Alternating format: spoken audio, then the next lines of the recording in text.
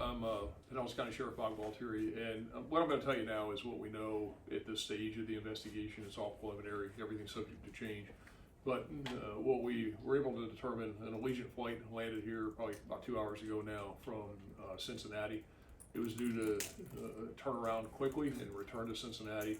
There were about 170 passengers on the plane as it taxied away from the gate and out onto the runway. As it was on the runway, getting ready to head back to Cincinnati, one of the flight attendants opened the rear lavatory door, and written on that lavatory door was a bomb threat, threat to place an explosive device. It was very explicit. I'm not going to get into the details of it because it's part of the ongoing criminal investigation that we're conducting right now. But the flight attendant immediately notified the pilot. The pilot stopped the plane out there on the runway, and they evacuated the passengers. Because of the nature of the threat is very broad, and the threat is not limited to just that particular plane. In fact, it was including all Allegiant planes here at St. Pete Clearwater International Airport, which made it incumbent upon us to secure all of the aircraft. And there were aircraft that were incoming, some were here on the ground. So we had to get all the passengers off all of the planes. We have numerous bomb dogs from the Pinellas County Sheriff's Office and surrounding agencies that are here.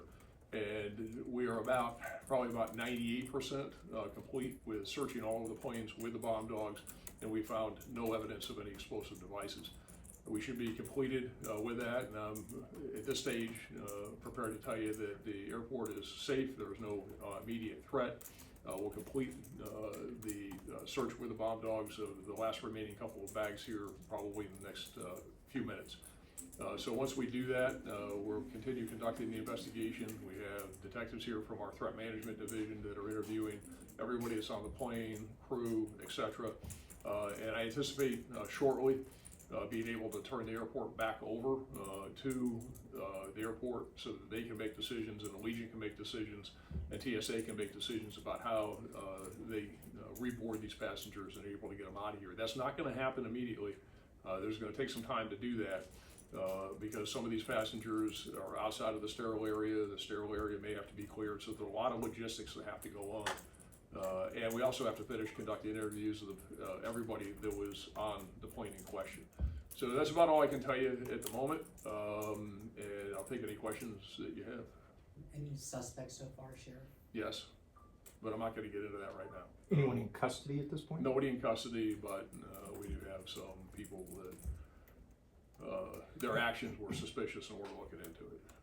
But again, I want to stress that it's an active, ongoing investigation, and right now I'm comfortable in saying that there is no immediate threat to anybody that was on any of those planes or here at the airport.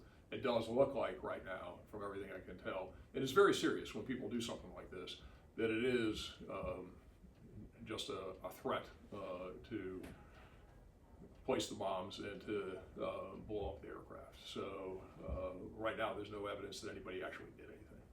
Sheriff, is the flight was incoming from Cincinnati. I understand from passengers that flight was delayed coming in from Cincinnati. With the turnaround time being so quick, do you believe that the suspect was somebody who was a passenger on that incoming flight from Cincinnati or somebody who was on the plane that is currently being detained? So the answer is we don't know, and everybody is suspect, including crew members, and so it isn't just limited to potential passengers. We're looking at it very seriously, of course, and we don't know when it happened or where it happened. Of course, one of the things we're trying to figure out is was that writing on the plane when it arrived here and nobody saw it, or was it written while it was here? So again, those are the things we're trying to figure out, but everybody's a suspect at this point. We do have some specific leads that we're following up. I'm not going to get into those, but hopefully within the next, this is going to take some time. Hopefully by later tonight or tomorrow morning, we'll have some ideas to more of what happened. Is your suspect a member of the crew? Or I'm not going to talk about that. The ambulances outside, were they just staged as a precaution? Precautionary because of the nature of it, because of the volume that was impacted. Again, the threat was against not just that airplane, but all of the Allegiant aircraft, and there were several here. that were carrying passengers to various destinations around the country. So that was all precautionary. Are you able to share if there's one or more suspects at this time? I'm not going to get into more details on that. Sheriff, if there were planes that from here that took off and had other destinations that they were landing in, did you coordinate with agencies in other cities that the planes originated from PIE? So from the time the threat was made until I believe that we have accounted for all of the planes that would be encompassed by the threat. Okay. So we're want to be very cautious about this. We're doing our due diligence on it. We want to make sure everybody's safe. And I'm very comfortable that we have searched all the planes and we have all the planes accounted for that would be within the scope of the threat. And how Allegiant works with their pushes and everything goes in volume here, so you don't have sporadic takeoff. Everything seems to go at the same time. So I think that we're accounting for everything. Okay. I know this probably isn't a question for you, but in case you know, are flights being delayed or canceled at this point? That's not my area of responsibility as far as delayed or canceled. They're certainly delayed. Right. Whether Allegiant will try and get some of those planes out of here tonight is up to them. And we will work with them to again clear the airport as soon as possible, help them with passengers getting people into the screening areas so TSA can do its job.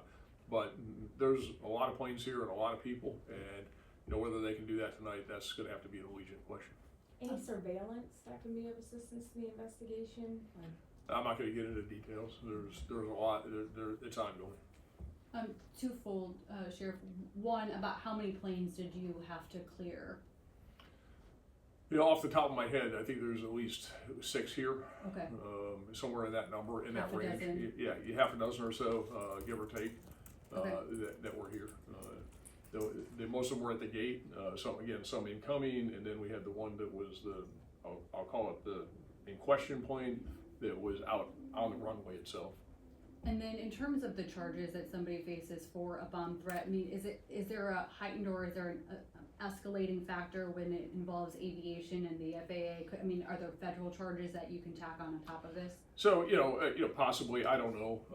Again, we're very early in the investigation. Threatening to place an explosive device is a very serious crime, and there are escalating factors depending upon the nature of it under state law. They can lead to very serious penalties, including life in prison. But it is an airport.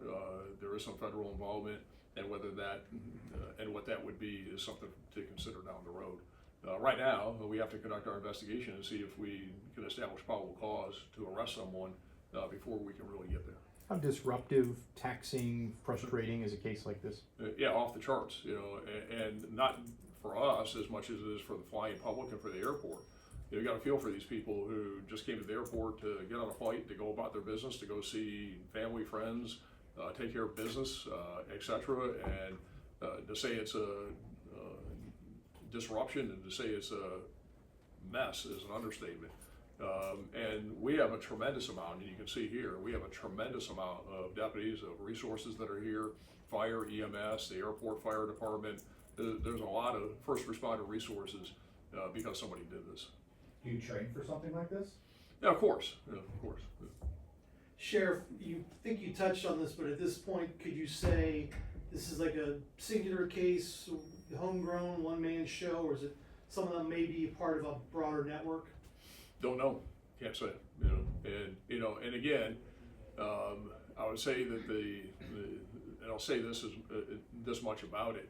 This was not a threat that targeted an individual. It targeted the plane and the airline. So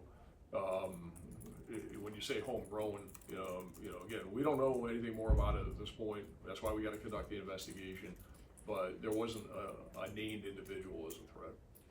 Oh, I understand that the passengers on that Cincinnati flight in question are being held in a contained area right now. Is that so you can do the interviews and background checks that you need to do with all of those Correct. people? We have probably 20 detectives that are conducting interviews.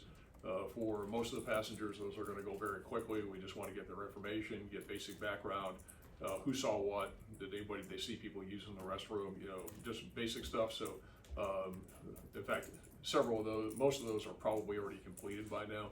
So yes, the answer to that is that we have them separated so that we can conduct interviews as part of the investigation. Would anything even be able, like explosive device, be able to get through TSA if it does turn out to be a passenger? I can't comment on that. you know, the TSA does a great job. There is no perfect in this world. You know, stuff happens. But again, we have no evidence of that whatsoever. At this point, based upon the searching that we've done, and I'd say thoroughly, again, I'm very comfortable. I wouldn't be standing here telling you if I thought there was 1 iota of concern that we should be concerned that there's a threat to anybody here at the airport. So I'm comfortable that this was, at this point, just a threat, and that there's no evidence of an actual explosive device that was placed. Yeah. So I don't anticipate that there'll be more information tonight because I think that it's going to take us all night to conduct these interviews and try and figure out what happened. We'll probably release some information as we know more, perhaps in the morning, but just for your own planning purposes, I wouldn't anticipate another press conference on this tonight. Thank you.